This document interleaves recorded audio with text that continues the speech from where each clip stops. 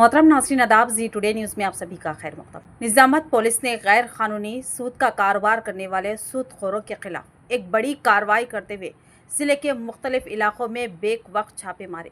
Police commissioner PSI Chaitanya की हिदायत पर की गई इस कार्रवाई में निज़ामत, आरमूर, बोधन और दीगर मुकामात पर सूदखोरों के ठिकानों पर छापे मारे गए।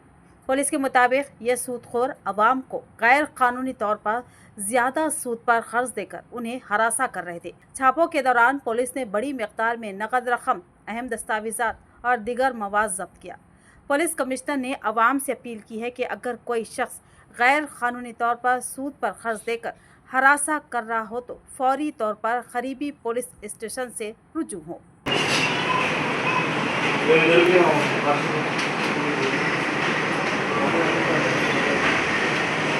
కేసు ఉన్నదా కొన్ని ఫంక్షన్ వస్తుందా కేసు ఉంటే పోలీస్ వాళ్ళు ఆపిస్తున్నారు మన డీటెయిల్ కోర్టులో వచ్చింది సార్ కేసు.